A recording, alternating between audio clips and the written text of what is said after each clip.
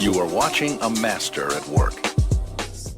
So we left off with Rick getting stuck in this situation. Yeah, bro's cooked. And crazy thing is, while he's getting swarmed by all of these zombies, his wife is getting freaky with his best friend. And like I said in part 1, she belongs to the streets. Rick suddenly hears a voice on the radio. Hey, you alive in there? Yep, I'm cooked, aren't I? Oh yeah, you see how many walkers are out there? You got any advice for me? Yeah, I'd say make a run for it. What? That's it? Make a run for it? Is this nigga serious? I would have the same reaction to that answer, cause look what is outside. Glenn and Rick start setting up a game plan to help Rick get out safely. Rick equips a grenade, a shovel, and hops out the tank. And as soon as he opens the latch, there is a zombie waiting for him, and he smacks it in the face.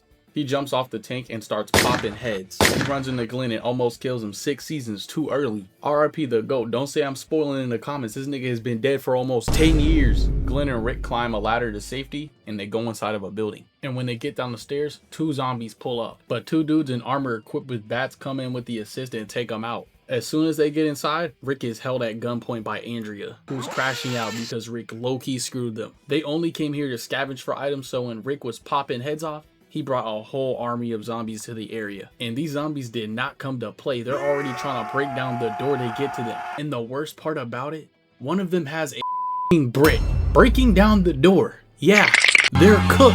They try to use their walkie-talkie to contact their group, but they have no signal, and out of nowhere, they get to the roof to see what's going on, and we see who's shooting the gun. Merle. T-Dog starts getting on his ass, and Merle calls him a racial slur.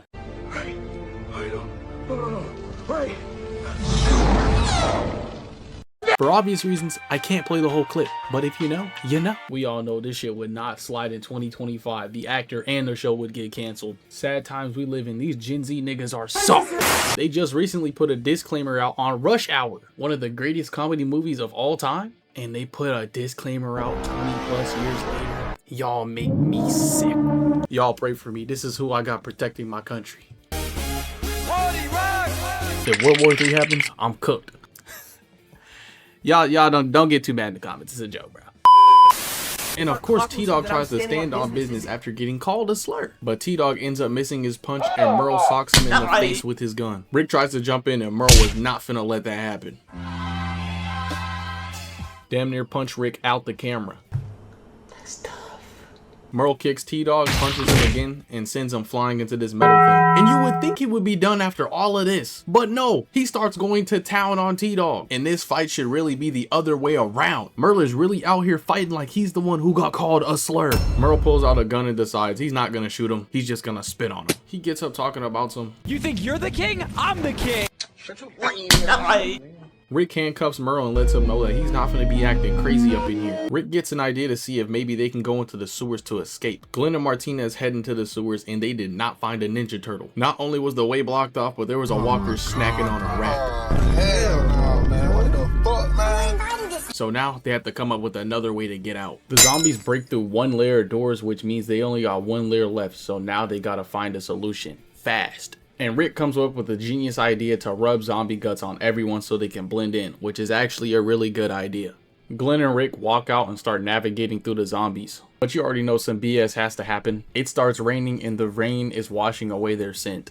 And the zombies start to realize, Say, hold up, wait a minute. and they start chasing Rick and Glenn. They fight their way through the zombies and eventually jump a fence. Rick holds off the zombies while Glenn gets the keys. He finally gets the keys and they head for the car. And while they're doing that, there is a zombie climbing the fucking fence like he is a regular human. This is some shit you see in World War Z. They be climbing each other to climb over shit. They drive off, but the zombies break down the fence. Rick and Glenn come up with a game plan to draw the zombies away from the store where everyone else is at. They both get their own whips and turn on their alarms to draw the zombies away. Everyone else gets ready to get out while Merle is begging T-Dog to save his life. And T-Dog is better than me because I for damn sure would have left his ass to die. T-Dog tries to help, but he ends up tripping and drops the key into this hole. Merle starts tweaking out, but he really got himself stuck in this situation, so whose fault really is it? T-Dog leaves him and meets up with the group. The group meets up with Rick to get in the truck and get to safety. They dip and we cut to Glenn riding in his new whip having the time of his life while blasting that new Travis Scott. Glenn pulls up with the car alarm still on. Did he already forget walkers are attracted to sound? The rest of the squad pulls up and Rick reunites with his son and his wife. She over here hugging him like she really cares, which is cap. Rick was in a coma for a little longer than a month.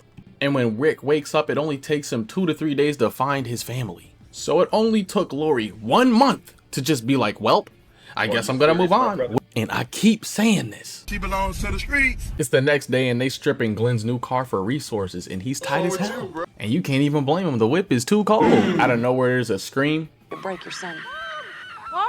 And they run to see what's up. And it's a walker snacking on Bammy's mom. It gets up and they start jumping it. Fight back, nigga!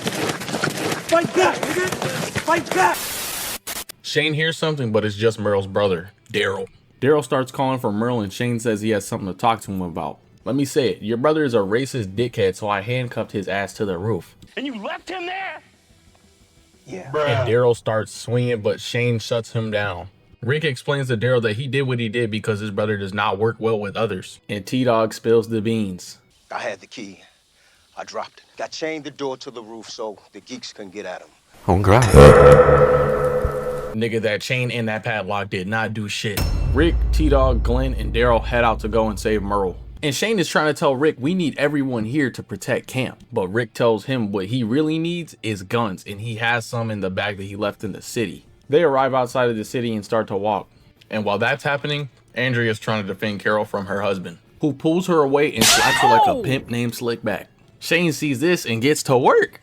He pulls Ed to the side and he starts beating the shit out of him, as he should. And you can tell their relationship is toxic as hell. Even with him slapping the shit out of her, she still walks to him saying that she's sorry. We're back on the group in the city and they did not find Merle, but they did find a bloody saw and Merle's hand.